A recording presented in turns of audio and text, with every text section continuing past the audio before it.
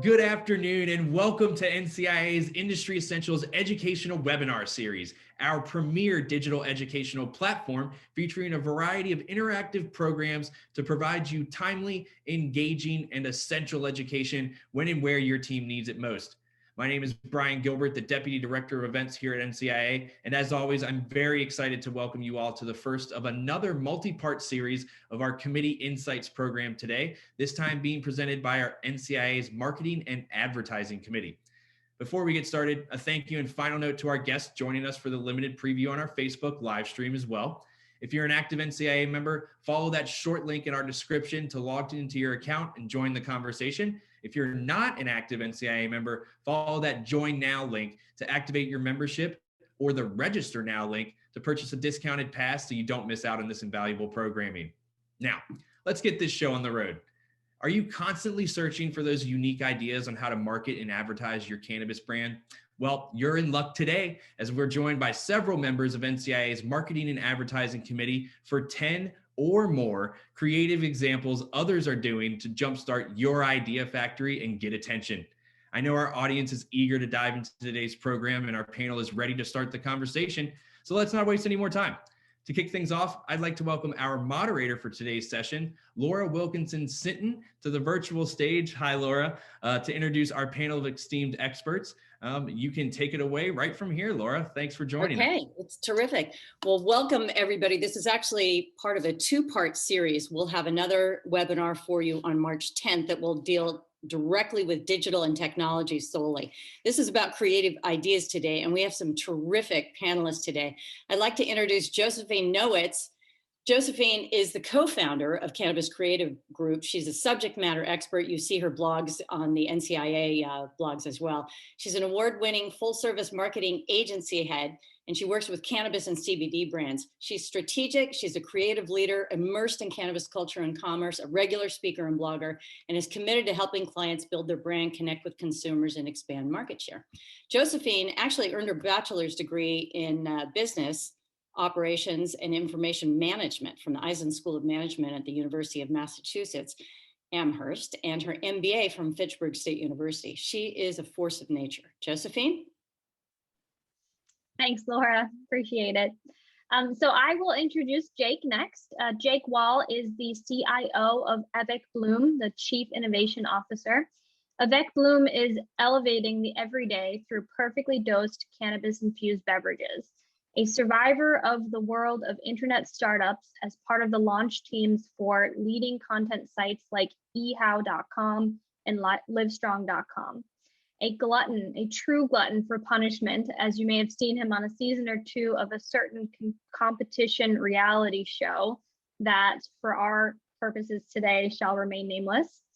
And truth be told, his own 15 minutes of fame are greatly overshadowed by the fact that his pet greyhound is actually a series regular in the first 2 seasons of HBO's Westworld. Jake is an expert in human-centered design, product development with over 15 years of experience. Jake has worked across products from leading Napa Valley wineries to branded confectionaries with strong consumer cult followings for Harry and David and Dean and DeLuca. Thanks and welcome, Jake. Thanks so much, Josefine. Well, I have the pleasure of introducing Michele Ringelberg, and Michele has over 20 years of experience in visual communications, marketing, and web development. So I'm looking forward to learning from her today. She's received recognition in nationwide marketing competitions and was named Marketing Genius of the Year for creativity, passion, and ability to get people excited with proven results and increased revenue. A recent graduate of the Small Business Administration Emerging Leadership Program, Michele is a true visionary with a strong business acumen and a passion for leveraging technology to help businesses generate business demand and increase revenues. And we all want to make more money. Michele consults with cannabis business owners and senior executives and understands how to get real results on real ROI and always with an eye on your KPIs for digital marketing. Now, before I tell you more about ThrivePOP, her company, I have to mention a few key details that sometimes get overlooked. Michele lives in Michigan with her husband and her ThrivePOP, a mini Australian Labradoodle, Tucker, who also serves as the chief marketing officer for ThrivePOP. Given that Michigan is no stranger to cold snaps, Michele does enjoy visiting her son in Scottsdale, Arizona, alongside hobbies such as boating, paddleboarding, and pretty much anything that allows her to enjoy the sunshine. Now, getting back to ThrivePOP, Michele's work and with her team, it's a true pioneer in the cannabis marketing industry and closely works with HubSpot and Google as certified ad partners. Her award-winning team is a mix of cannabis marketing strategists, cannabis web developers, project managers, cannabis social media experts, as well as SEO and PPC strategists. Yes, that's a lot of tongue-tying stuff, but at the end of the day, Michele's just pretty much awesome. And with that, I'll let you take it away, Michele. All right. I am excited to introduce Laura Wilkinson Sinton, CEO of Caligrown and AFC Products. Laura, like many of you, accidentally fell into the cannabis business in 2015 when dispensaries in Bend, Oregon couldn't buy advertising anywhere else. She ran creative ads on her alternative rock and sports talk radio station there for cannabis dispensaries. And the dispensaries just thrived.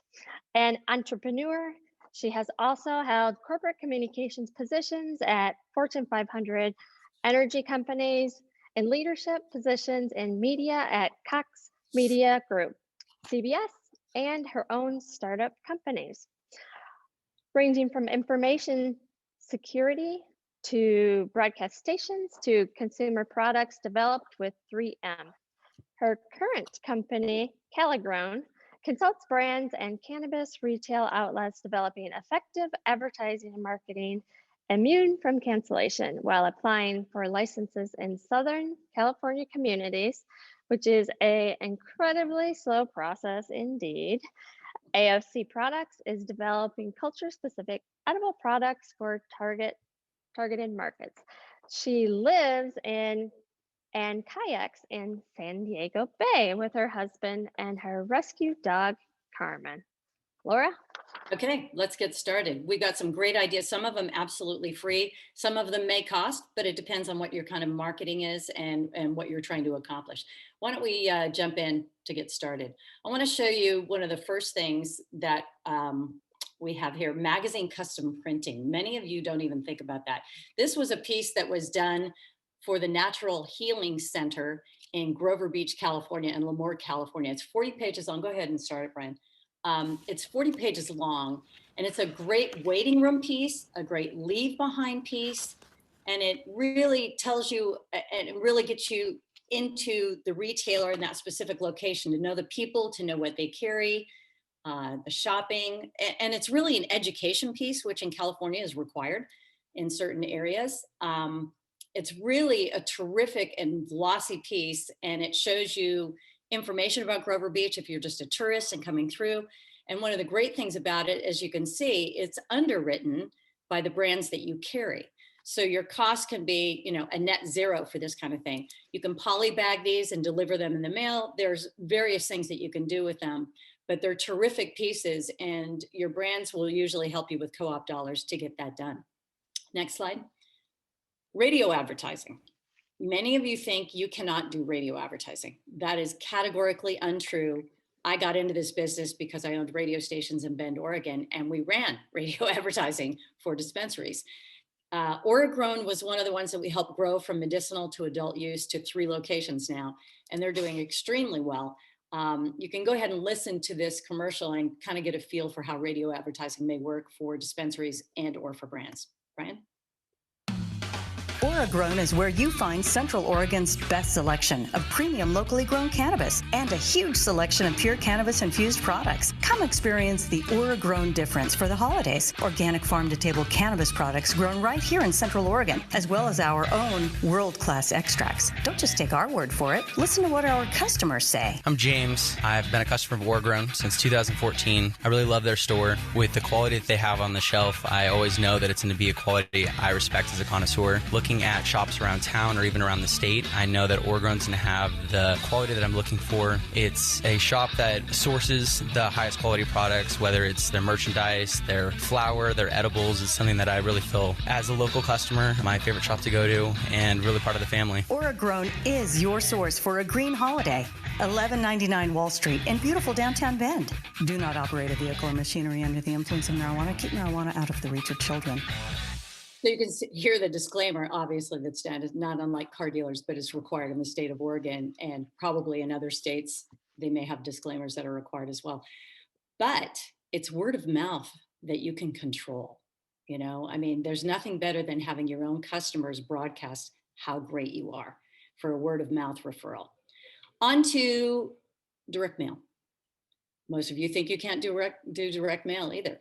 Just because it's still considered a Schedule I drug and federally illegal doesn't mean that your local postmaster will always yank it. But again, you've got to have some expert guidance to make sure that you don't go to the expense of doing all of this and have some postal worker yank it from you. You just don't want that to happen. So it's, you know, get some guidance on this, but these are really great ways to deliver your brand. If you want to support local, let's say you have a local retailer and your brand is in that local retailer and you want to drive sales there, it's great to do a mail drop in their shopping area for your brand with some kind of QR code, which Jake will get to later.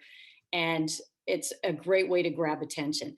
It's really strongly suggested that you use oversized postcards, because if they're taking their junk mail to the garbage, they'll have to look at it before they throw it away. If it's inside of an envelope, it may not get noticed unless it's a special kind of envelope, which Michelle will get to later. So go ahead, next slide. This is another example. That's actually a piece that was done for Nordic Oil for CBD products. CBD does not seem to get the same kind of attention, but again, a lot of postmasters and postal workers don't know the difference. So again, get guidance before you drop these, but they're extremely effective for driving traffic within certain locales. So I'll throw it to Josefine at this point. Awesome. Thanks, Laura. So when we're talking about cannabis in general, THC product, or even just someone walking into your dispensary, ultimately what we're trying to accomplish is we're creating an experience for that person, whether they're having an experience using the actual product itself or having an experience in terms of walking into your store or communicating with you digitally online. So when we talk about branding, we're not just talking about logo design. We're not just talking about website design. We're talking about a comprehensive strategy. We're talking about how can we utilize and leverage your business strategy and your goals and turn that into creative. We're talking about interior design, paint choices, light boxes, you know, what your direct mail looks like Laura mentioned, what your website looks like, and how your bud tenders are communicating with your customers. I think a lot of the time we forget that that person-to-person interaction is just as important as, you know, the type of product that they're purchasing or their experience with that product. So how helpful are your bud tenders? How are they communicating to your customers? What are they wearing? What do they look like? How accessible are they as a new customer, new patient walks in the store? So super, super important when it comes to branding. And then also thinking about, you know, marketing in general is important to stay trendy with what's going on. And what's going on in the world right now and has been for quite a while is COVID. And we're all experiencing that on, you know, largely the same levels, right? So customers aren't necessarily going to be walking into your store and asking about your COVID precautions, especially as culture changes and especially as people start to get vaccinated. So one of the things that's, you know, it might not seem too out of the box. It might seem pretty basic, but it's important to recognize that people are thinking about this right now. They're walking into environments that are changing and people aren't wearing masks anymore because they may have been vaccinated. So having your bud tenders or the folks in your store who have been vaccinated wear a pin or something that says that they've been vaccinated. It's a really great way to make customers feel safe without directly having to verbally communicate anything. And it's also a really nice, fun branded way to include your logo on the pin itself. You know, you could do it on apparel even, or even give them out for free as fun giveaways. So how you're handling COVID is really, really important as we move into a post-COVID environment. Next slide, please. Thanks. And again, on that note, you know, we're moving into a post-COVID environment, and it's almost as if we're kind of replicating what happened in the 1920s. What we're expecting to see is, you know, the roaring 2020s, if you will. A lot of people kind of eager to be social, eager to get out there and just be with their friends and family again, and, you know, have parties when they feel safe. So staying on top of trends like that, you know, doing fun, creative events, again, that are safe, maybe giving out free joint holders is a fun way to kind of bring that 1920s, roaring 20s element back. That's a fun trend that our team at Cannabis Creative is kind of anticipating seeing a lot in this industry. Next slide, please. And on the digital side of things, you know, at Cannabis Creative, we're a digital agency primarily. And, you know, at the end of the day, when it comes to marketing your brand or really building loyalty with your customers, one of the main things to really emphasize is making sure that your customer feels special. So being in the store, getting the extra help that they need, getting that extra attention that they need, but also online and digitally. And one of the creative ways that you can do that is utilizing the close friends list on Instagram. This is kind of an out of the box new concept that we're exploring with a lot of dispensaries and THC brands. And whether or not you're giving exclusive access for free or potentially charging in some respects for this type of access, basically adding somebody to your close friends list means that you can hit them with unique exclusive deals. You can hit them with polls and questionnaires, and you can just provide them with unique, more individualized content. And people really recognize the fact that, you know, this is something that's special to them. People love to be on those exclusive lists after all. So very, very creative way to engage on social media here. All right, that looks like it's my turn. And so first of all, I want to warn you all who are watching at home and listening in that I haven't smiled since April 22nd, 2011. So just understand, this is what my face does. But I'm super excited to kind of review these different opportunities across customer, content, and community with you guys, because I think they are truly amazing. For me, innovation is sometimes less about inventing the newest widget and more about talking to your consumers in the ways that they're already engaging. So jumping right in, this is an example of what I call places and spaces and opportunities where consumers already are. And the QR code is definitely experiencing its rebirth. It's here to stay. We need to understand that, you know, 99% of smartphones not only have a QR code embedded so that the technology itself is intelligent to open it up, but really the process itself for contactless or touchless interaction with brands is universal, whether it's a restaurant, whether it's a consumer packaged good, or in our case, cannabis. If we look at this as a customer connectivity opportunity, this is a real opportunity for you as a brand owner or a dispensary to create a new way to engage your consumers for a different type of voice and narrative. Here I'm drawing attention to a company called Lucid Green. They're much more focused on just simply the dosage side of things and better explaining the product itself in a way that maybe packaging doesn't always allow for in terms of real estate. But that's just one way you could use this. A QR code is just simply a piece of technology that you can make do so many things. So kind of getting back to Laura's point, in radio, she had mentioned, hey, this can be a good word of mouth piece. Well, you could create an opportunity to engage your audience, your consumer, not only beyond your dosage or beyond your product information, but perhaps engage them, maybe inform the next product you want to do.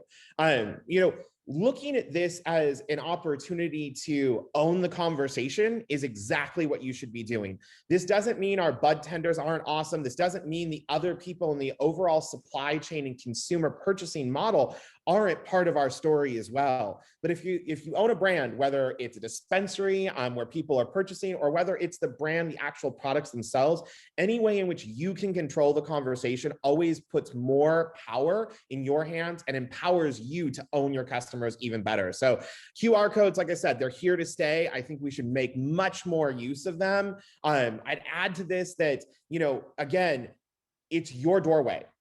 Walk through it. Next slide, please.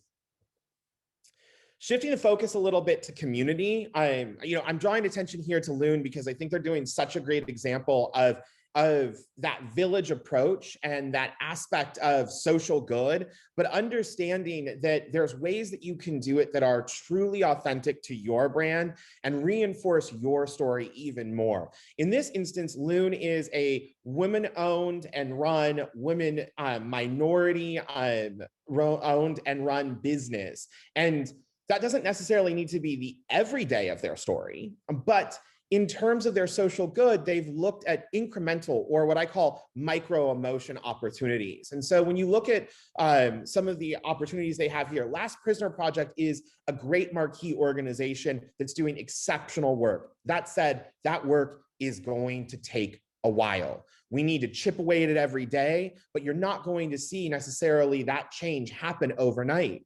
And so there are other partnerships, whether it's with Momentum or whether through Floret Coalition, are ones that are targeted more for monthly or quarterly opportunities for change. They're also very much supportive of the overall story of Leune, which again, women-owned, women empowerment, creating new opportunity, right? When we look at these opportunities to create stories, I would also target what Laura had brought up, custom printing.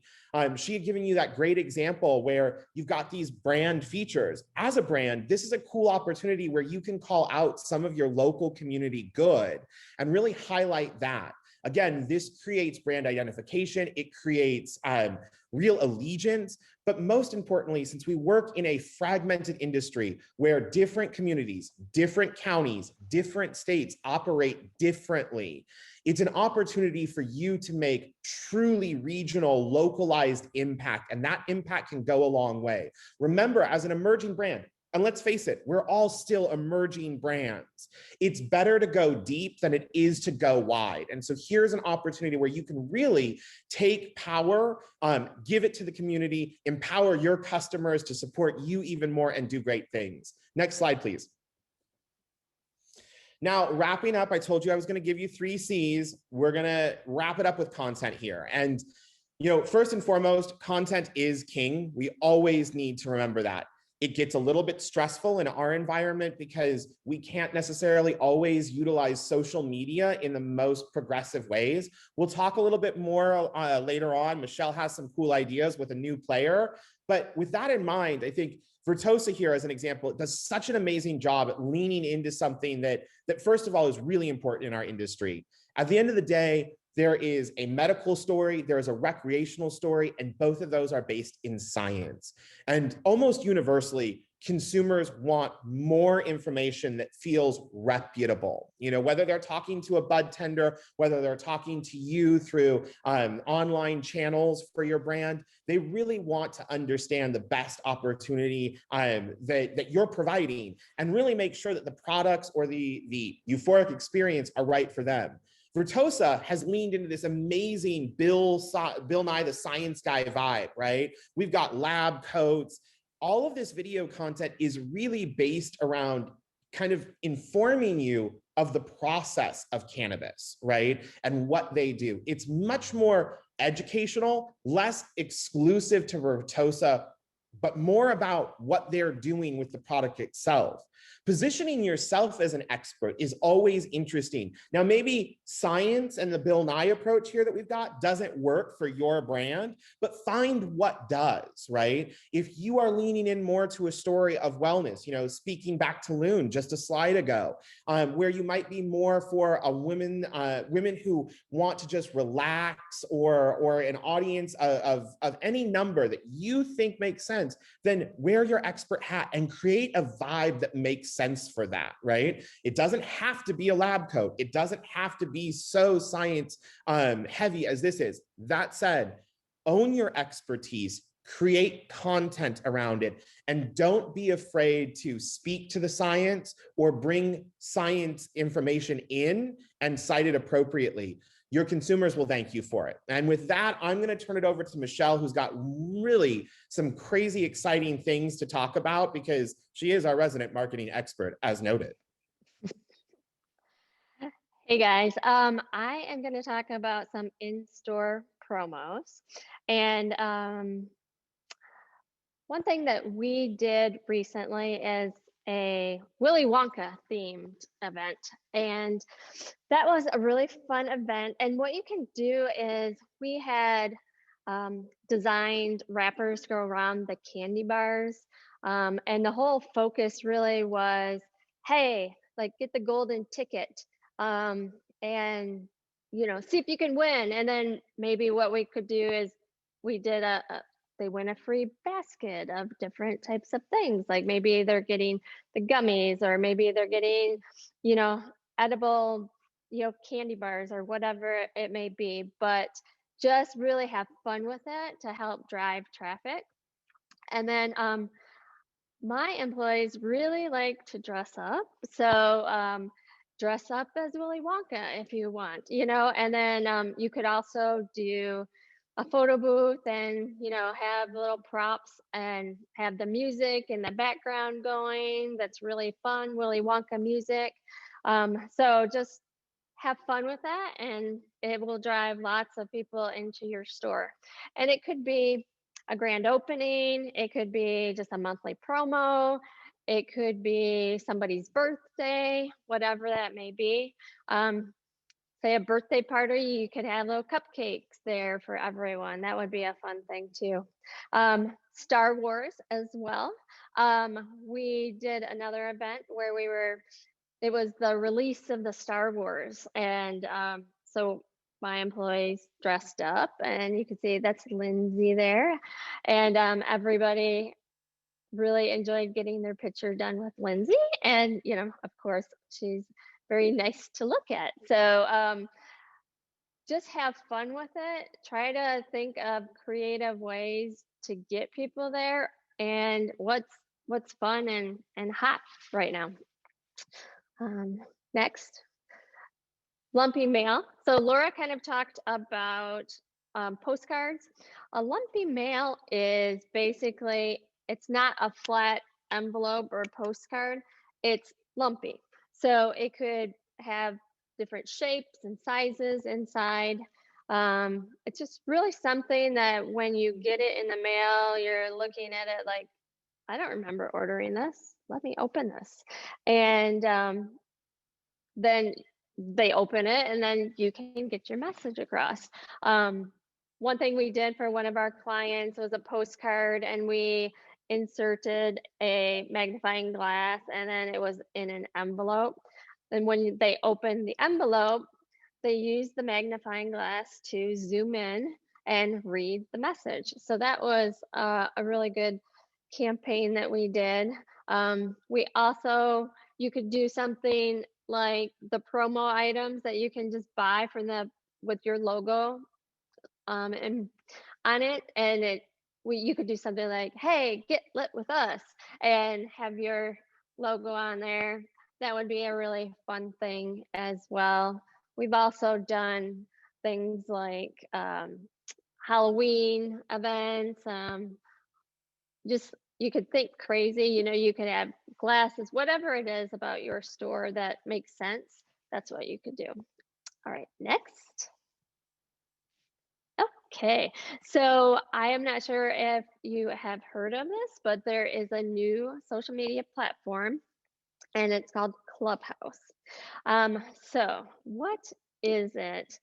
It's really an exclusivity program, and not program, but social media, where you have to get invited to be a part of it. I know when I signed up, it was a couple weeks before I actually got invited. So it's very exciting when you get invited.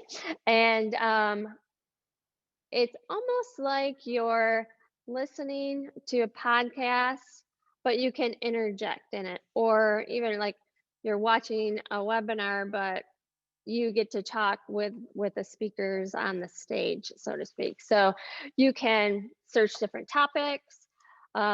Basically, like if you want to search cannabis, there will be all these different rooms that you can join and listen to what they're talking about and give your feedback and your expertise as well. As a business owner, you could do your own rooms, to promote your brand. It's kind of a cool thing. So I guess check it out. One thing to note though, if you could go to the next slide, it is only on iOS. So if you are on something else, then you may just have to wait. And so with that, I'm gonna send it back to Laura. Thanks. Yeah, that's the thing about Clubhouse. Android phones, they don't have it for the operating system for Androids yet, but the developers, as you know, are working feverishly to get that accomplished. So you can only use it with an iPhone. It is an invitation only. It does get access to your contacts. So if any of your contacts are on Clubhouse, it will notify them and they can let you in. Now it's rapidly happening. So if you put our information is at the end of this webinar, but if you put our information in as one of your contacts and you try to join Clubhouse, it will notify us and we can let you in. So it's happening more rapidly. Clubhouse, because it's a new social media thing and it's funded by, highbrow people who are really good at inventing things. It's getting a lot of buzz right now. There is Clubhouse done really well. There's Clubhouse done really poorly. It's kind of an audio social media, Twitter in real time, except it does have a moderator and people who are on your panels that talk, and then you can raise your hand and they can call on you to talk in part of it. Some of them are done really well, and some of them are like a really bad conference call that you're stuck on and you can leave the room silently. So it's fun to experiment. But I think to that point, and I want to open it up to all of you, it's to keep an eye out on new and emerging social technologies and social medias so you can take advantage of them when they come up and around. I do want to circle back about in-store events when we get a chance, but I wanted to open it up. We're going to open it up for questions. If any of you have any questions for any of us, and I wanted to get your thoughts, guys, on social media and on new social media things. I know many cannabis brands and many cannabis retailers rely solely on social media. It's a very crowded field and very hard to get attention. And I think some of these other ideas are great ideas to get started and really grow your brand and differentiate yourself. So you're not in that huge pool of swimmers that's in social media trying to get everyone's attention. So Josefine, Jake, what do you guys think about that? Michelle? I will jump in, Laura and Michelle. I mean, I think Clubhouse presents a really interesting thing that we should all be observing, pay attention to it. But we all also need to tread carefully. Clubhouse, I would say from my own background in technology, it's public, but it's probably a public beta in some ways. And so it's still figuring itself out. And for any of you who are tracking it very closely, you'll note that they've had several information protection issues, that have come up. And so you want to be cautious is all we're saying. I think this is a conversation around explore, tune in, keep your fingers on the pulse. But we're not necessarily saying jump in to the deep end and go for it. Keep an eye on it. It's great that they're giving space for cannabis, right? It's great that they're making space for us, right? And they realize that we are an interesting conversation. And so perhaps in these early stages, I might just simply recommend engaging in the conversations, right? Be a part of that, and then see how this product evolves before maybe you put your brand into a more integrated position, shall we say.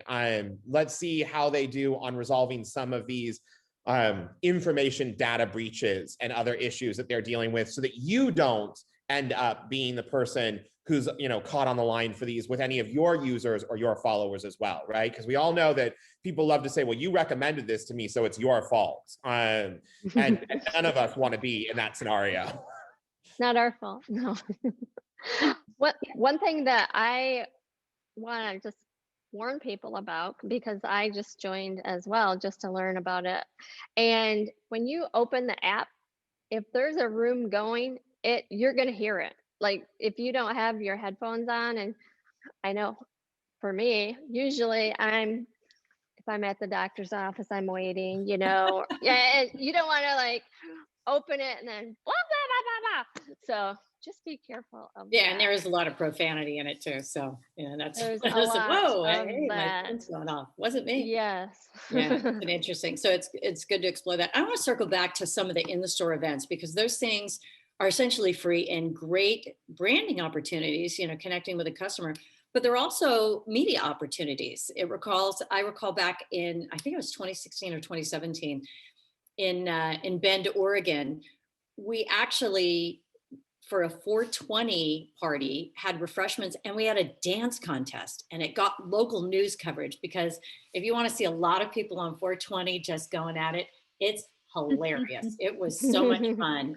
And it got news coverage because it was so widely attended. I mean, when was the last time you heard of a dance contest, right?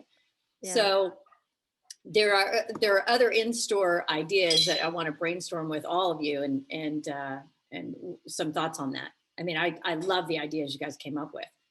Mm-hmm. Are there other ones that you can think of? Yeah, I mean, first of all, I'd like to echo what Jake was saying about Clubhouse. Definitely tread lightly there. And as a digital agency, Cannabis Creative, we run into a lot of challenges when it comes to promoting cannabis on social media, right?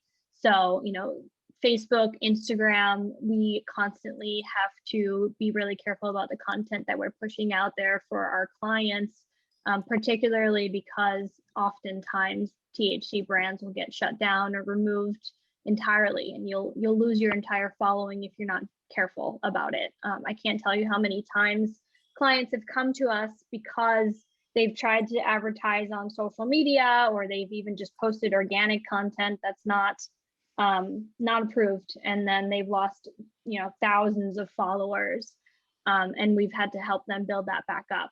So Clubhouse is definitely tread carefully. I would take the same approach as you might take on Reddit, is to maybe kind of poke around, be engaged, and then see if over time it becomes a bigger conversation, and it becomes a larger platform. We're all hopeful that with Google, Facebook, Instagram, that we see some of these risks kind of uplifted over time as more states legalize, as we have conversations about federal legislation moving in the direction that we all want to see.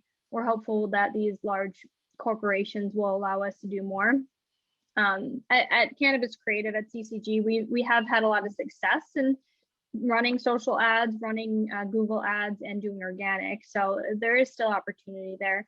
But in terms of in-store promo, like you were talking about, Laura, I just want to emphasize the fact that your digital experience should be the same as your in-store experience. You don't want someone walking in your store, your dispensary, and seeing a multi-million-dollar build out, and then they go to your website and they can't even order online, right? So take the same care and effort and ROI and investment into your website, your digital presence, as you might your storefront. Another thing, Jake was talking about like education, and I think that is such a great opportunity if you wanted to do educational event.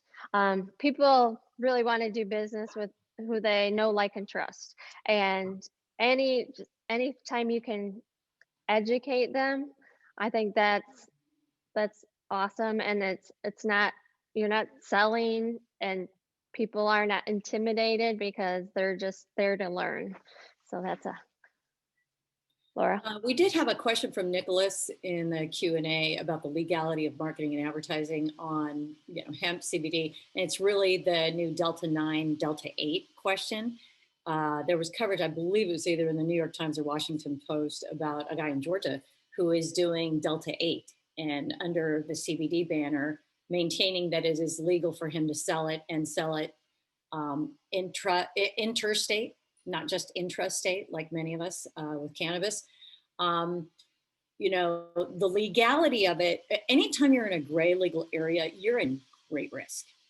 You're in great risk. I mean, in California, the number of dispensaries that started up under the Compassionate Use Act and got slammed down by their local municipalities. Right now, there is no distinction, but I assure you that states are going to catch up to this and make the distinction. Delta 8 is, it's not as intoxicating as the Delta 9 is my understanding. I'm not a chemist. But if there isn't much difference between the two, and I assure you, most people don't know the difference and don't know what Delta 8 and Delta 9 is outside of Star Trek. They won't know. So I would venture out to say that's a risky area if you're going to be starting to do interstate commerce with Delta 8 products, even though technically it falls under hemp right now. They may tighten that up because it is a THC product, or a THC chemistry there. So it's one of those. The nuances of the plant is lost on most people, and certainly lost on most legislators. So I personally, people take risks all the time, but that's not a risk I would take. Anybody else want to weigh in on that? Well, to segue a little bit, another risk factor that is becoming more and more evident that I don't think everyone's aware of is ADA compliance of your website. Mm-hmm. We've seen lots and lots of lawsuits take place, and this is relevant for any website in any industry, but we've seen lawsuits happen in Colorado and all over towards dispensaries or for websites that aren't ADA compliant. And it's something that is in federal law, as far as I understand, that your website needs to have a certain level of accessibility for people who are older or impaired. And there are ways to make sure that your website is ADA compliant, for sure, without having to start from the ground up and build a new website. But certainly something that is happening and to be aware of. There's information on the NCIA website about that too, that Cannabis Creative put together, which is really instructive. So I'd invite any of you to visit that, to take a look at it. And that's for visually impaired, hearing impaired people who have access to websites, regardless of the impairment. The ADA Act covers that. So, and you can be sued. You can be sued for non-compliance, and you can be sued by a third party and an entrepreneurial attorney who does those kind of lawsuits. And actually that's what's happening. You have specialist law firms that actually go after companies. And most people think cannabis companies are all very, very wealthy and, will easily pay out. So, word to the wise, for sure. Mm-hmm. Are there any other questions? You guys want to bring up any other items that you can think of? What about future digital media? I know that Josefine has touched upon the fact that so many brands and retailers have put a lot of money into digital platforms to just have it vanish. And of course, you can't exactly call tech support at Facebook. So how do you deal with that? And where are the places to go so you can get that accomplished? Michele, Josefine, Jake? It's tough, because Instagram can just shut down your account if you have 10,000 followers. It doesn't matter, and there's no warning. So it's really hard, and I would just say tread lightly and be careful of the imagery that you're using and the words. It's very important not to share too much. And the compliance issues that go with the creative is a really important part of that. Jake and Josefine, you want to speak to that?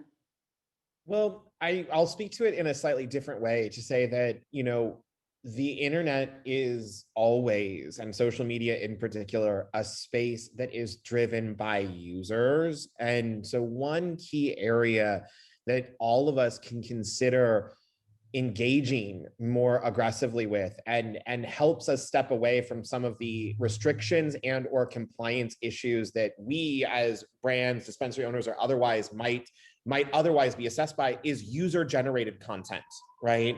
User-generated content, when it is not driven by you, when it's a different type of engagement, creates a real opportunity. And so for a simple POV, I would say the more you can do that engages others in creating content or engaging in conversations that ultimately can dovetail into either your product, your dispensary, your opportunity, your event, whatever it may be, is a great way to insulate yourself if you don't feel like you either have the compliance knowledge or you're just simply scared overall and don't want to risk it. And as someone who comes from digital media, I will tell you there is nothing more powerful than UGC in terms of taking standard customers and transforming them into evangelists. And if you're looking at overall marketing flywheel, which we all should be looking at, your evangelists are some of your most powerful and oftentimes deliver your greatest LTV.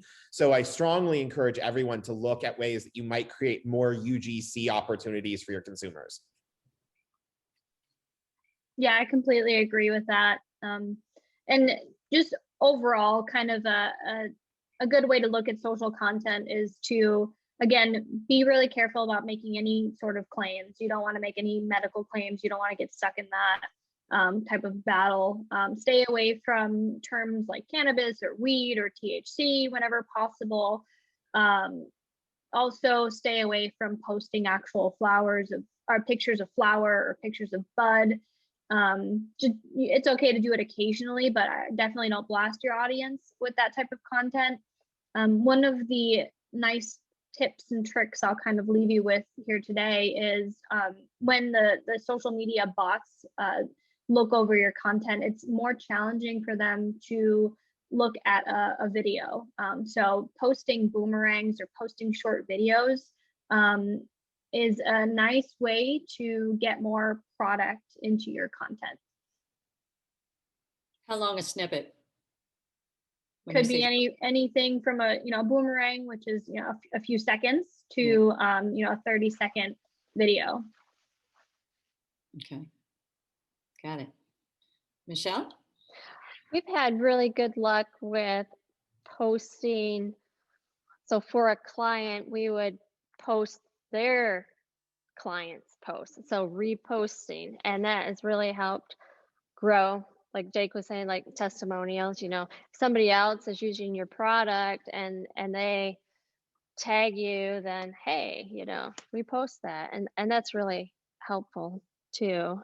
And gifts are also great. You can find them all over the place. You can create your own.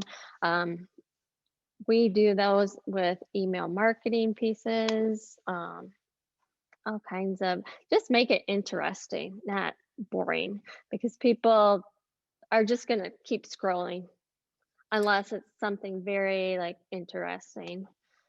We've also done contests. You have to be careful though.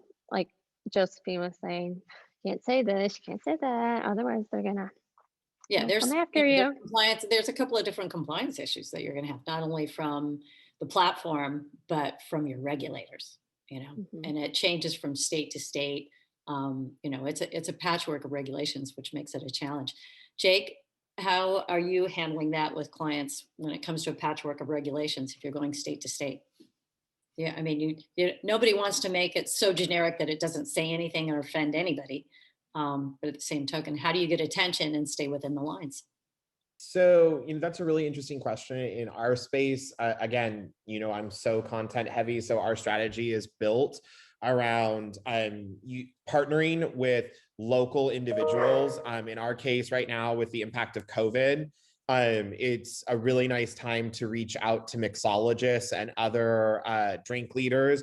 And so we are generating a content play around that space, and really elevating their profiles, and making that part of our voice. That allows us to seem ingrained into our community, as I mentioned, which I think is important. It allows us to elevate different communities, since we are doing business in different communities, and then create just interesting touchbacks with their localized followers as well. Since many bartenders, not to say that mixologists and bartenders don't have friends all over the world, but many times they're connected to the local community, i.e. the bar or place that you were drinking from. And so this kind of double downs in a really interesting way, particularly during COVID time. Now, in fairness, we are currently revising much of this. So you don't see a lot of these examples live. We'll be launching the campaign in the next 30 days. So you'll see more examples of this to come, but that's the strategy we're working on now. One thing we've had really good success with too is by posting employees, because people want to know you, and the more transparent you can be with that and just be real, that has really good success, whether it's their birthday, it's their anniversary, or here's so-and-so and here's what he does on a daily basis. I think those are also very interesting posts, and people get a lot more response with those. We've had the same success. It's authenticity, really, more than anything else. And seeing them and then coming in and saying, hey, I saw you, I know you. And it's a trust issue. And that's really, trust in cannabis is a critically important issue. You want to know the product is safe, especially for the 30% of potential cannabis users that are open to it but haven't tried it yet. I mean, those are untapped markets. And how do we gain their trust, and how do they know it's really us? And gaining that authenticity has been really critical for dispensaries that I've worked with, for sure. So that's it. Does anybody have a favorite cannabis recipe?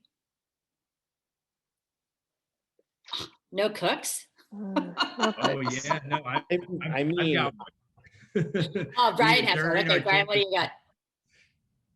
Yeah, during our, I'll post some in the follow-up emails, but during our Cannabis Caucus virtual events that were hosted last fall, we showcased a number of infused recipes that were put together and packaged into this really slick video series called the Taste Buds series. And they were all sort of really like munchy food. So it was like these infused goldfish crackers, this fruit roll-up recipe was also really cool. And they also had this amazing cheesecake recipe. All of those videos are up on YouTube and on our channels. So I'll definitely make sure to pop those in here to the participants afterwards. Yeah, I saw in the chat that you hosted one with Snoop Dogg and you made mushroom fettuccine with him. That was actually another. Yeah, that's this platform called Truffle Shuffle. Our friend who's in the marketing in tech is actually hosting a number of those over the next few weeks. It's a really interesting concept, similar to what Jake's talking about. It's like there's a lot of people right now that are typical high-end chefs, mixologists, and everything that have a lot more free time on their hand, and how they're pivoting in this space has been really interesting to see. Right. Well, Laura, to answer your question directly, I'd be amiss if I did not mention beverage, because so often recipes are food-based. And so I would tell everyone that although you may not be able to get your hands on the perfect emulsions that actually work better for beverage, what I will say is that you can make a great version of a hot chocolate with existing tinctures and other distillates that you can easily get your hands on, because chocolate naturally integrates well with more of an oil-based substance. So whether it's a Mexican hot chocolate or whether it's a commercial bot that's just more heavy on the chocolate base, you can dress up any hot chocolate and turn it into a really awesome cannabis beverage. And I encourage everyone to kind of explore on your own, because just as everyone has their own favorite hot chocolate, trust me, you will develop your own favorite cannabis hot chocolate. Mine is a s'mores base. We won't get into it on this call. We'll do it again later. Everybody's different and everybody has their preferences, and that's Right. that's what it's all about. And that, I think that applies to marketing and advertising as well. And I think all the panelists will wrap up with final words here. But, right now, there are really no bad ideas. There are just some ideas that work better than others.